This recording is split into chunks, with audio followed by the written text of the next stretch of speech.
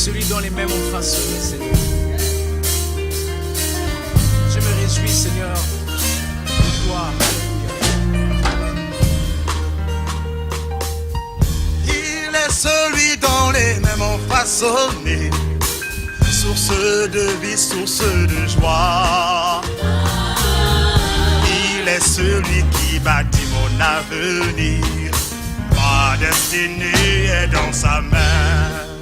Bonsoir à tous, bonsoir frères et sœurs, bonsoir ceux qui nous reçoivent chez vous dans l'émission Le Mot du Jour. Oui, comme vous pouvez le constater depuis un certain moment, nous, par la grâce du Seigneur Jésus-Christ, nous enseignons, nous partageons, nous échangeons sur cette plateforme afin de pouvoir bénir, fortifier les frères et sœurs dans le monde entier. Voilà. Mais ce jour, on va faire une courte émission. Elle est assez particulière parce que nous parlerons brièvement de l'ouvrage, notamment le dictionnaire biblique.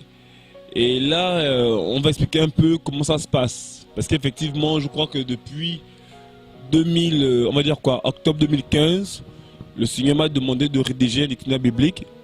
Et je travaille fort avec une équipe, ça fait déjà 2 ans aujourd'hui. Nous y travaillons, nous efforçons. C'est pas facile, voilà. Comme vous le pouvez constater dans les vidéos précédentes, on demandait vraiment soutien par rapport à la prière, tout ça là, parce que c'est un travail énorme. Donc voilà, nous travaillons depuis octobre 2015. Il faut dire que le travail est difficile, mais c'est un beau travail parce que ce que Dieu donne de découvrir, de comprendre, c'est magnifique. On ne peut pas s'imaginer que Dieu puisse se révéler à des gens et leur demander un travail aussi lourd. Nous ne sommes pas membres d'une académie ou membres d'une école théologique, non. On est simplement enfants de Dieu, on a cru au Seigneur et le Seigneur a choisi de sa propre autorité de pouvoir donner le fardeau à quelqu'un, voilà, pour pouvoir faire ce travail.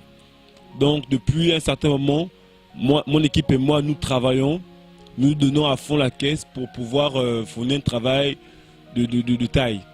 Alors il faut déjà comprendre, comme on a toujours expliqué, que cet ouvrage, il n'aura pas pour but, on va dire quoi, le but c'est l'enseignement au travers de cet ouvrage. C'est-à-dire, c'est de venir, je prends un cas simple, on peut avoir un mot comme par exemple Aaron, se dire qui est Aaron, expliquer qu'est-ce qu'a fait Aaron, tout ça là, donner son, on va dire quoi, le sens premier de son nom. Par exemple, quand on dit Aaron, en hébreu ça se dit Aaron, qui veut dire monsieur, homme élevé, homme illuminé, voilà. Donc pour dire effectivement que ce sera un travail, ce aura pour but de pouvoir toucher les mots à la racine, les présenter et maintenant dire de quoi il est question concernant par exemple le mot par exemple Aaron. Donc vous voyez que c'est ce travail que nous faisons depuis un certain moment et nous y travaillons, on continue à travailler parce que c'est assez difficile. C'est beaucoup d'heures de travail, ce sont des veillées de prière, c'est difficile mais on a vraiment besoin que la grâce de Dieu pour qu'on puisse achever à temps cet ouvrage. Donc, comme on l'a dit dans les émissions précédentes, que cet ouvrage sera partagé on va dire en 4 parties. Premièrement, nous aurons la partie qu'on appellera la réforme, qu'on a dénommée la réforme. C'est qu'il traitera de tous les mots qui sont écrits dans la Bible. Il est clair que quand on parle de tous les mots, on ne dit pas forcément tous les mots au sens du terme. Vous savez qu'il y a des mots qui ont été sélectionnés. Parce que les mots comme par exemple manger, dormir, voyager, on estime que le dictionnaire français est suffisamment riche pour pouvoir traduire, définir ces mots. Mais on veut mettre l'accent sur les mots qui sont liés, relatifs à la Bible. Et c'est sur ces mots-là que nous voulons vraiment travailler. Mais il peut arriver aussi qu'il y a certains mots, comme par exemple dont la définition est autre. C'est qu'elle va au-delà de ce que le dictionnaire simplement dit. Parce que quand on regarde dans la racine, le mot a une autre connotation. Voilà, par exemple, quand on lit, je reprends un cas simple, le mot dans se dit en hébreu shin. Or, le mot shin, la lettre shin, la lettre hébraïque shin, se retrouve dans le nom de Yeshua, donc de Jésus en hébreu. Et pour les Juifs, le mot dans est synonyme de inimitié et synonyme de haine, de mépris et de rejet. Donc on comprend que mais qu'il faut le dire, hein, parce que chaque caractère hébraïque a une particularité. Et ce caractère hébraïque, Shin, donc qui veut dire dans en français, traduit la haine. Voilà pourquoi lorsque le Seigneur Jésus-Christ est venu sur terre, il a été haï par les hommes. Par exemple, il dit dans l'écriture, dans Jean, que vous m'avez haï moi et mon Père. Moi qui vous ai dit la vérité. Donc vous comprenez en fait qu'à cause de l'évangile qu'il prêche, naturellement le monde des ténèbres le haïssait. Le monde des ténèbres ne l'aimait pas et voilà pourquoi ils l'ont fait mourir à la croix. Donc vous voyez qu'il peut y avoir des mots que le dictionnaire, certes, que le dictionnaire de français a défini, mais que l'on peut prendre aussi pour pouvoir définir, parce qu'on a un but qu'on veut faire ressortir dans cet ouvrage. Donc voilà, ça c'est concernant la première partie. Donc tous les mots qui sont écrits dans la Bible, on l'a déjà même fait expliquer, mais je reviendrai quand même dessus pour expliquer aux uns aux autres de quoi il est question, surtout pour les frères qui appellent, qui prennent l'ouvrage en cours et qui n'avaient pas connaissance du projet. Voilà. Alors la deuxième partie sera dénommée l'historique. Voilà. Cette partie elle consistera à pouvoir définir tous les mots qui ne sont pas écrits dans la Bible mais ayant un lien direct avec les saintes écritures. Il y en a plein de mots de ce genre. On a par exemple protestantisme, on a catholicisme, on a témoin de Jéhovah. Vous voyez que ces mots ne sont pas écrits dans la parole de Dieu. Néanmoins, il y a un lien étroit avec la Bible. Et nous prenons ces mots et nous les définissons et nous les expliquons à la lumière des Écritures pour savoir s'ils sont de Dieu ou pas. Parce que, par exemple, vous pouvez constater par exemple que par exemple, le mot Jéhovah, déjà Jéhovah c'est pas le nom de Dieu. Parce que lorsqu'on regarde à l'origine, c'est plutôt le mot Yahweh, le tétragramme, voilà, qui est utilisé. Or, Jéhovah, c'était un nom qui était inventé par Charles Russell, fondateur de l'Assemblée témoins de Jéhovah. Donc, vous voyez qu'il y a plein de choses comme ça. C'est que cet ouvrage aura aussi pour but de pouvoir non seulement fortifier, dire la vérité, mais corriger toutes les hérésies qui se sont infiltrées dans les églises. Donc vous voyez que c'est à travers cet ouvrage que l'on va faire un gros travail. Et vous voyez que ce travail prend énormément de temps. Oui frère, c'est beaucoup de temps qu'il faut passer dessus. Il faut passer du temps dans la prière, il faut passer du temps dans des recherches. C'est pas évident, mais Dieu nous fait la grâce et c'est merveilleux de voir ce que l'on découvre. Et dans cette partie historique, il y aura plusieurs, on va dire quoi, plusieurs éléments que les gens retrouveront à l'intérieur. Voilà, certes on ne va pas tout dire, mais un aperçu. On retrouvera par exemple à l'intérieur des pères de l'église, par exemple les réformateurs, des revivalistes. Donc il y aura, vraiment cette partie sera très riche. On veut vraiment donner au maximum. C'est vrai que d'aucuns seraient tentés de pouvoir appeler cet ouvrage une encyclopédie, mais on veut rester sur la pensée que le Seigneur m'a donnée. Voilà, c'est le moment qu'on fasse un dictionnaire biblique, parce que c'est vraiment la traduction, la définition des mots. Voilà. Et la troisième partie sera appelée le règne. Le règne serait question de pouvoir parler de tous les différents rois qui ont régné en Israël, les juges et les prophètes.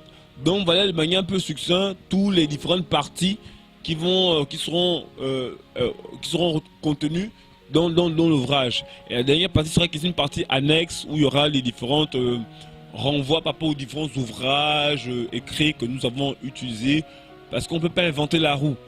Il y a eu un travail qui a été fait en amont par d'autres personnes. Gloire au Seigneur, nous bénissons ces personnes aujourd'hui qui s'y sont morts, voilà. Mais ceux qui sont encore vivants, nous les bénissons au nom de Jésus parce qu'ils ont fait un très bon travail. On va pas dire on ne peut pas, on va dire quoi, on peut pas balayer du revers de la main tout ce qu'ils ont fait. Parce que dans ce qu'ils ont fait, il y a eu du bon qui a été fait. Et ça a permis aujourd'hui que nous puissions continuer sur ce qui a été fait. On bénit vraiment les frères, ceux qui ont travaillé, par exemple, le cas de la BJC, pour d'autres applications. Et nous bénissons tous les frères et sœurs dans le monde entier qui travaillent d'une manière ou d'une autre au travail, enfin, tout ce qui est relatif à la parole de Dieu, à la Bible. Voilà, nous bénissons vraiment les frères et sœurs pour cela.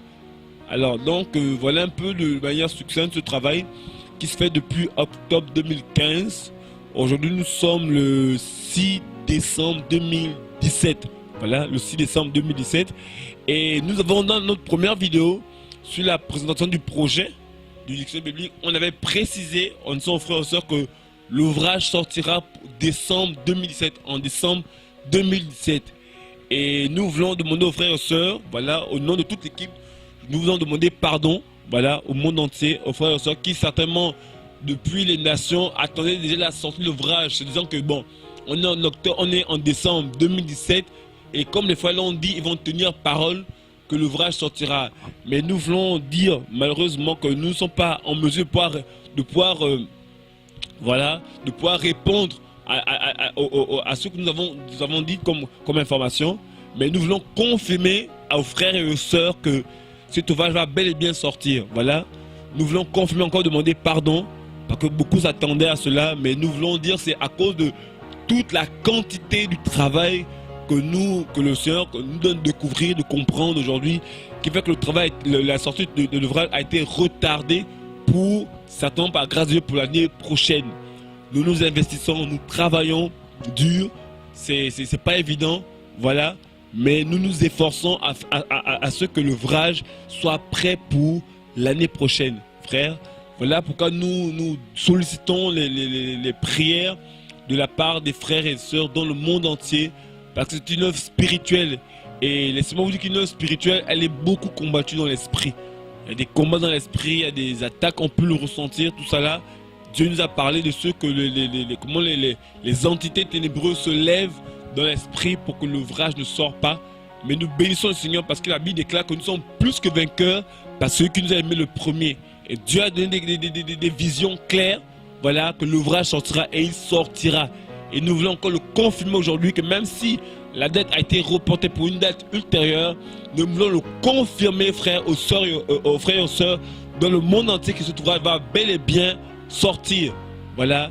Et nous invitons à l'église dans le monde entier à pouvoir s'investir, nous aussi premièrement, parce que c'est nous qui sommes concernés, voilà, à la prière, parce que on en a besoin. Voilà, nous investissons, c'est pas évident. Il y a des cas, on est fatigué, épuisé. Dieu renouvelle nos forces, Dieu nous interpelle, Dieu nous encourage. Voilà, et on s'investit. Et nous bénissons vraiment le Seigneur pour tout le travail qu'il fait. Nous voulons remercier les frères et les sœurs qui, à travers nos liens, le lien Facebook, tout ça là, Twitter, voilà, les liens Instagram, même encore des frères et sœurs qui nous écrivent même directement sur notre mail, qui nous encouragent, qui nous posent des questions. Nous voulons vraiment les remercier, voilà, leur dire merci, voilà, et que toute la gloire soit seule rendue au Seigneur Jésus-Christ de Nazareth. Parce que la Bible déclare que nous sommes poussière et nous retournerons à poussière. Jacques a dit que nous sommes comme une vapeur d'eau qui paraît pour un temps et ensuite qui disparaît. Donc tout ce qui se fait, rendez la gloire au Seigneur. Parce que nous ne sommes que des hommes, que des instruments que Dieu utilise pour sa gloire. Mais l'homme ne peut pas s'auto-glorifier de quoi que ce soit. Parce que Jean-Baptiste lui-même avait dit, il faut qu'il croisse, donc quand il parle de Jésus-Christ, et qu'il diminue. Et nous voulons aussi nous approprier cette parole pour dire qu'il faut que Jésus seul croisse et que nous puissions diminuer et que la gloire lui soit toujours rendue. Voilà, donc c'est ces informations que nous voulons donner pour nos frères qui n'ont pas à s'inquiéter, que nous sommes toujours la course, que nous continuons à travailler et que nous soutenons la prière.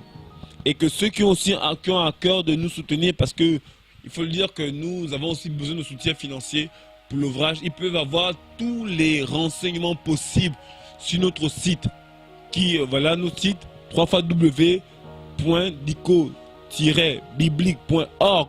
Je répète, www.dico-biblique.org. Voilà, il s'affiche au bas de votre écran. Voilà, nous sommes à cœur de nous encourager, de nous fortifier, de pouvoir soutenir financièrement parce qu'on veut imprimer cet ouvrage, parce que nous croyons par le Seigneur qu'il sera imprimé physiquement pour une distribution gratuite. Voilà, donc voici un peu les éléments sur lesquels nous voulons aujourd'hui partager avec vous, pour que les frères et sœurs soient aussi encouragés et pour leur dire que nous croyons comme vous en la sortie de cet ouvrage. Voilà, vraiment soyez bénis, merci Seigneur, que toute la gloire soit rendue au Seigneur et nous croyons en ce jour. Je crois que beaucoup de frères sont impatients. Ouais, rassurez-vous que autant que vous, nous le sommes aussi. parce que aujourd'hui le travail est un peu par, on va dire, enfin que le travail est parti par plusieurs équipes. Il y a des équipes qui travaillent dans différents couloirs par rapport à cet ouvrage. Et comme nous n'avons pas encore le travail, l'ouvrage étant réuni en un seul, on n'a pas une vue, totale. Voilà, on n'a que des brides. Mais comme vous, nous attendons que l'ouvrage soit réuni pour pouvoir glorifier le Seigneur, élever le Seigneur, magnifier le Seigneur pour l'œuvre qu'il fait. Donc voilà un peu ce que nous voulons partager avec vous. Et voilà, c'était vraiment pour vous encourager, pour dire que Jésus en même temps revient. N'oublions pas, frère, que Jésus, que l'ouvrage sorte ou pas, chacun doit être prêt à partir. Parce que bientôt, frère, nous allons rentrer à la maison. Et nous voulons vraiment dire, frère, c'est que préparons-nous, restons dans la prière, la sanctification, la sainteté, jusqu'au jour où le Seigneur viendra. Voilà, c'est sur ces mots que je vais m'arrêter. Et qu'en toute chose, la gloire soit au Seigneur Jésus-Christ. Que Dieu vous bénisse. Bonne soirée à tout le monde.